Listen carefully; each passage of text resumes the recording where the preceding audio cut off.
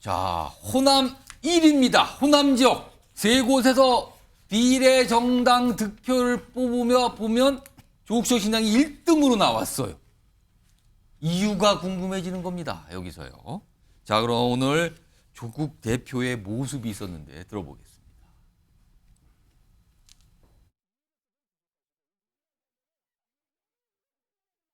조국혁신당은 오늘 4월 10일 총선 이후 첫 기자회견을 서울 서초동 대검찰청 앞에서 합니다.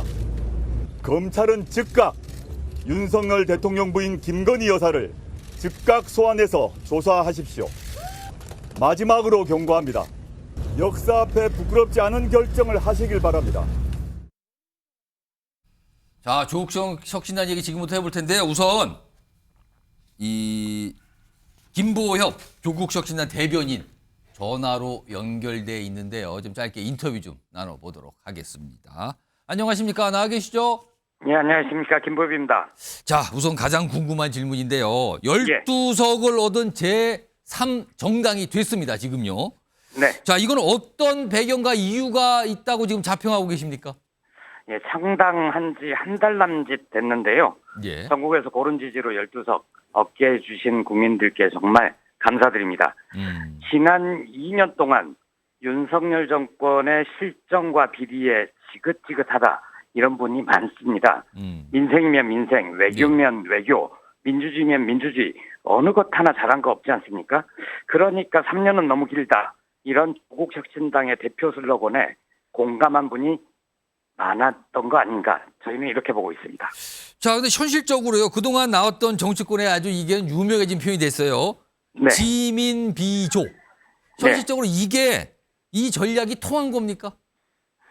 네, 저희가 그런 전략을 앞세우거나 그런 적은 없는데요. 예. 유권자들께서 그런 선택을 해주신 것 같습니다. 오. 그런데 이번에 보면 대구 경북에서도 예. 10% 이상 득표를 했거든요. 예. 그런 걸 보면 지국비조도 일부 있었던 거죠. 지국비조도 있었다. 그렇습니다.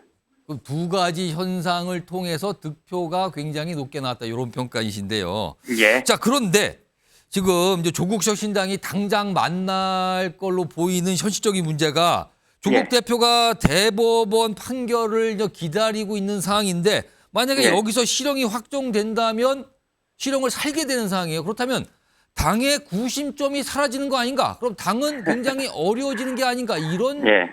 분석과 전망도 나오는데 이건 어떻게 봐야 됩니까? 일단 가정을 전제로 한 질문이어서 예. 제가 답변을 드려야 되나 좀 고민스럽긴 합니다. 그러나 많은 분들이 궁금해하고 계세요. 예. 현실적으로.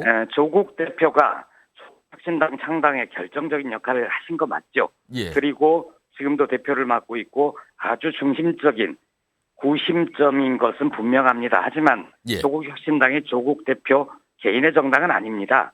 총선 직후 당 지도부 조직 체계 아직 정비되지는 않았지만 예. 조만간 갖춰질 거고요. 오. 그러면 저희도 당연히 대표 유시 대행 체제를 갖추지 않겠습니까? 예. 그래야 총선 때 드린 공약 따박따박 실천하고 행동할 수 있을 텐데요. 예. 조국 대표에게 혹시 문제가 생기더라도 제2의 조국, 제3의 조국이 나와서 조국 혁신당 잘 이끌어 가실 것으로 믿습니다. 알겠습니다.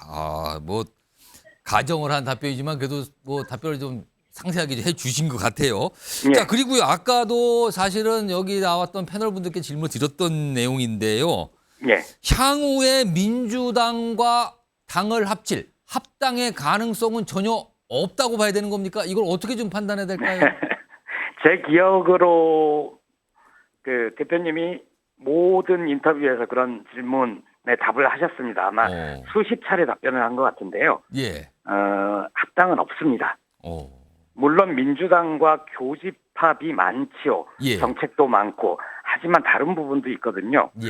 두 당이 합당을 해서 서로에게 도움이 돼야 합당을 추진할 텐데 예. 저는 민주당도 그렇지 않고 조국혁신당도 그렇지 않다고 봅니다. 민주당은 민주진보 진영의 본진이죠. 조국혁신당이 독자적으로 법안을 발의를 할 수 있는 의석수는 갖췄지만 민주당의 협력 없이는 통과시키지 못하지 않겠습니까? 예. 당연히 협력을 해야 되고요. 구체 정책, 법안 관련해서는 민주당과 경쟁을 할 수도 있을 겁니다. 그런 선의의 경쟁이 국민들한테 도움이 될 것 같아요. 누가 더 국민 삶에 필요한 정책을 만드는가, 누가 더 국민들에게 다가가려고 노력하는가, 예. 그게 더 국민들 입장에서도 좋지 않으실까요? 그렇게 생각합니다. 사실 많은 유권자분들이 말씀하시는데 조국 혁신당에 관심을 기울이신 유권자분들도요.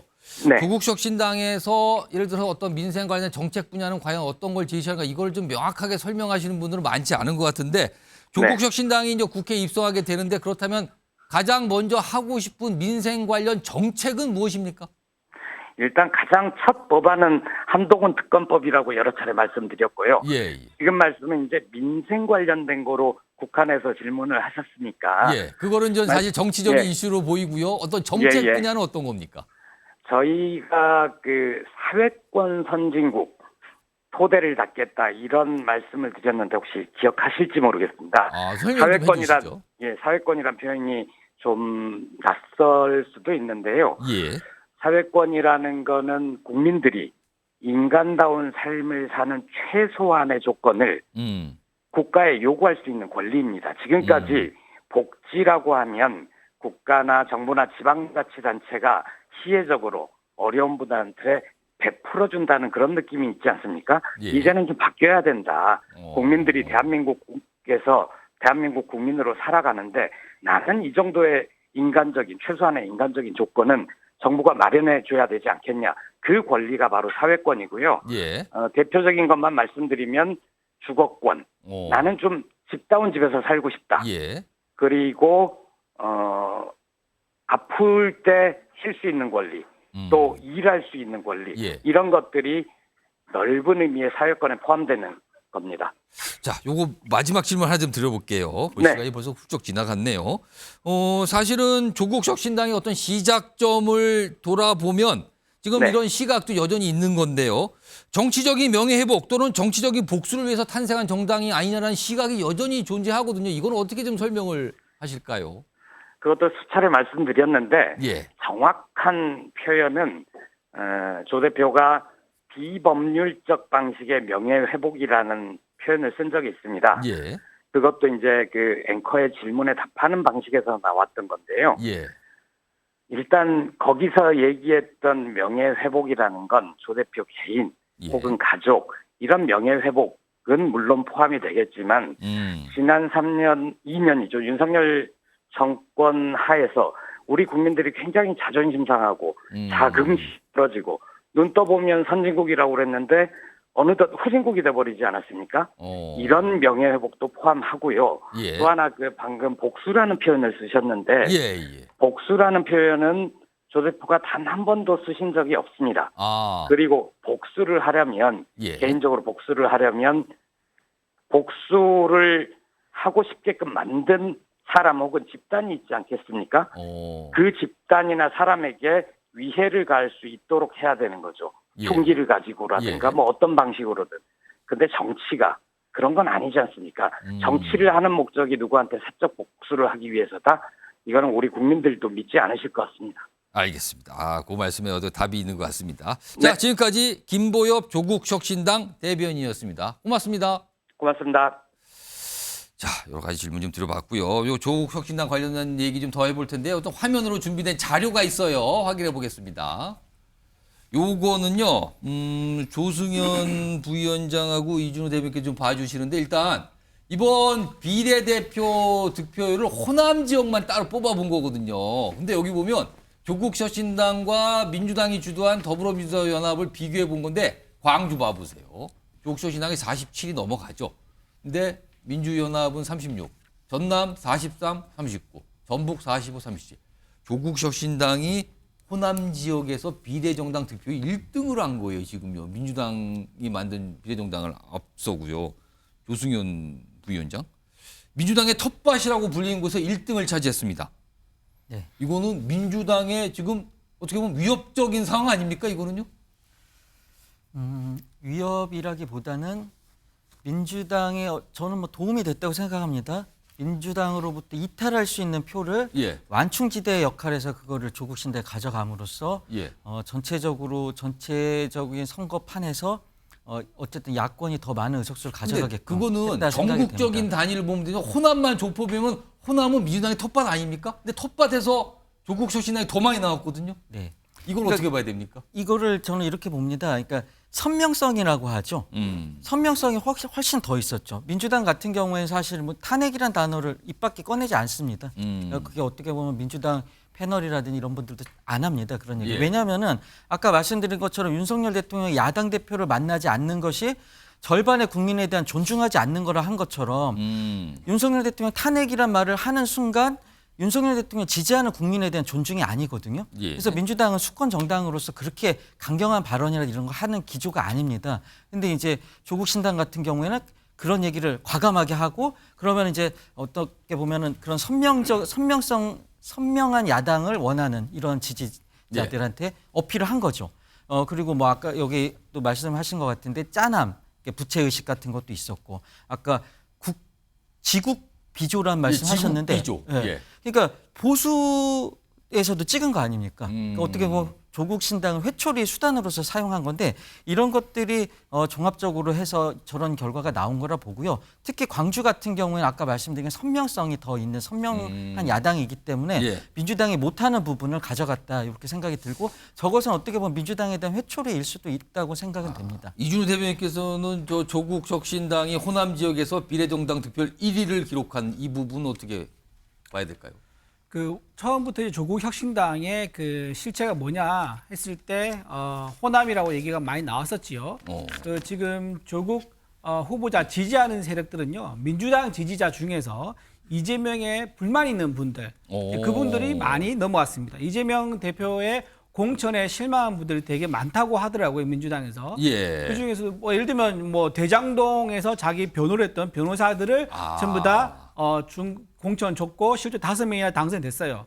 근데 이런 거 보면은 자기한테 충성한 어떤 그 사람에 대해서 보상을 확실해주는 예. 이제 그런 면에서는 자기 세력은 똘똘 뭉칠 수 있는 어떤 그런 게 되지만 전통 민주당 지지 세력한테는 너무한 거 아니냐, 당을 사당화시킨다라는 그런 반감을 일으켜서요. 또 제3구 찾다 보니까 조국 혁신당 밖에 대안이 없었던 겁니다. 마침. 그래서 이제 조국당이 좀 호남에서 좀 인기 있었던 건데 아까 보니까 지국 비조라 하면서 예. 경남에서도 뭐 지국 비조가 나왔다 이렇게 얘기하는데요. 예. 저는 이제 생각이 좀 다릅니다. 거기서 지국 비조가 아니라 이제 거기서 이제 여기 투표가 얼마 이어지지 않았지만 시민 비조가 일어난 걸 가지고 아마 PK에서 이제 고향인 아마 이제 조국 후보의 고향인 거기서 좀 지지 나왔지 않느냐 이제 이 얘기를 하는 거고요. 그다음에 하나 더가 아까 보복이 복수다, 보복이다, 정치적 복수, 보복이다. 이거 아니라고 뭐 얘기를 정치적 명예회복 또는 정치적 복수. 그렇죠. 예. 아니라고 하는데 지금 모두 이제 사람들이 언론에서 보복이나 복수로 한풀이로 출마해가지고 이렇게 하는 거에 대해서 질타를 많이 했었는데 그게 왜 이제 보복이 아니라는 것에서 제가 말이 안 되냐고 말하냐면은 본인이 출마 때 지금 내세력이 뭡니까? 윤석열 대통령 탄핵, 한동훈 특검. 예. 그러니까 자기가 가족의 어떤 비위에 대해서 수사를 했던 검찰청에 있던 최고 책임자들한테 본인이 안 갚으면 하겠다는 거거든요. 그래놓고 자기는 보복이 아니다, 복수가 아니다라고 말한 거는 좀 어불성설이라고 생각합니다.